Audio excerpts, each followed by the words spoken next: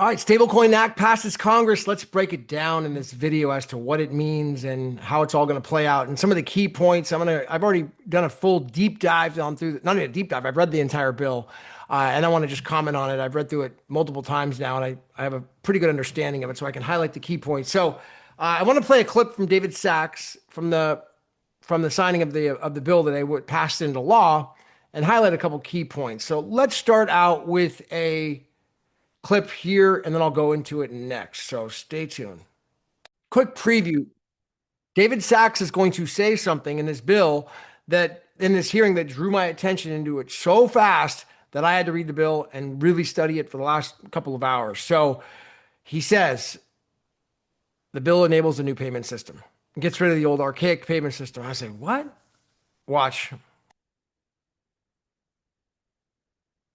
I'd never expected to work in government at all, and then everything changed after President Trump came on my podcast. And I accepted this job as cryptozor because I thought it was a once-in-a-lifetime opportunity to work for a president who really wants to get things done for the American people. And if anything, that's been an understatement. The first 6 months of this administration have been more successful than any administration in American history. What's been done? Bravo here. Most successful administration in the first 6 months ever. Trump has worked at tech speed. We're used to working fast in Silicon Valley, but even this is fast for us in Silicon Valley, the speed at which you move President Trump. It's really incredible.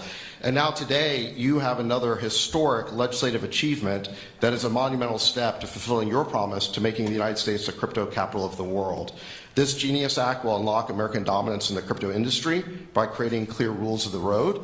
It will update archaic payment rails with a revolutionary new payment system, and it will extend U.S. dollar dominance, like you said, globally, by creating a digital dollar that people all over the world can use. And for every digital dollar in a crypto wallet, there'll be a traditional dollar in a U.S. bank account. All right, so do you hear that? We're going to have updated payment systems, payment rails, outdated, getting rid of the old outdated payment rails, which is probably talking about Visa, MasterCard. They've got the old payment rail system from the 1970s. So this new law, this is not a bill anymore. This is the law now. This happened effective now, is now, according to Section 9, let me take that, pull that up. Yeah, Section 9. First of all, public comment, all right?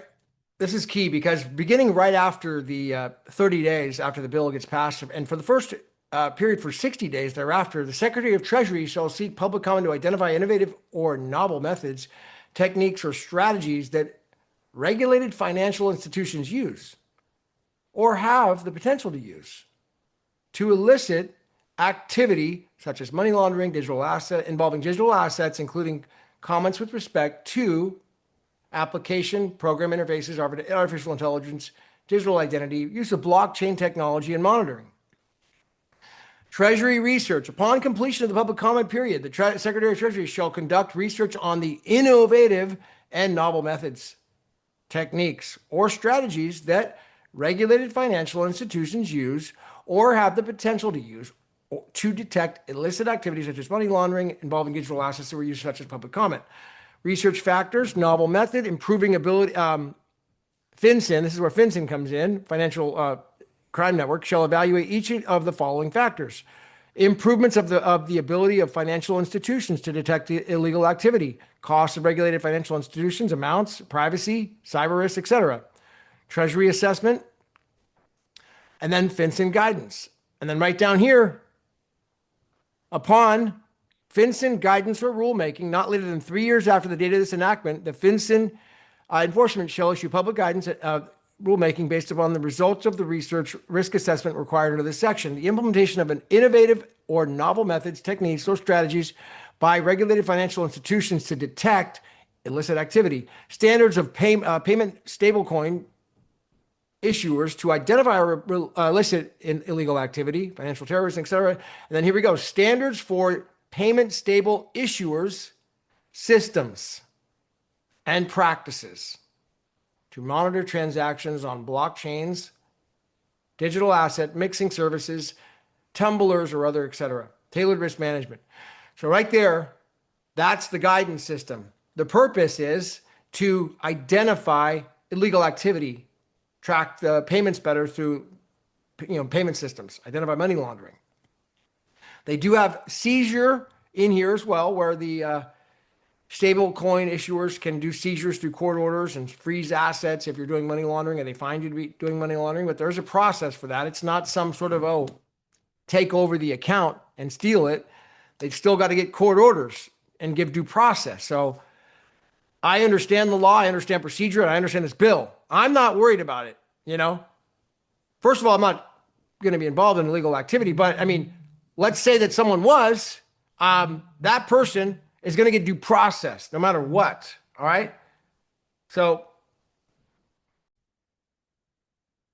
all right. So there it is. Recommendations and report to Congress. So right here, 180 days after, then that's when they're going to start making the recommendations of how they're going to actually apply this.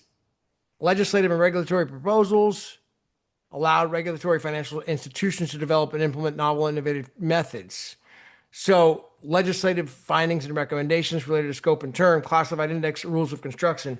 All right. So, it all has to do with like, how do we regulate the money laundering and the illicit activity? But we're going to need payment rails. We're going to need a new system to do that because the archaic way is not going to be able to do what they have. Right. So that's why a new system is being developed here.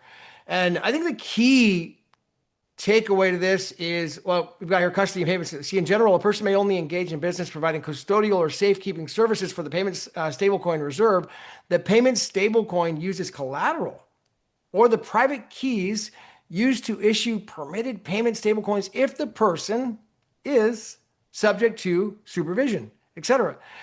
So in order for someone to give over their private keys, they've got to be a licensed and bonded entity. Now, these entities are going to be authorized over the next 3 years and how they get approved for this process.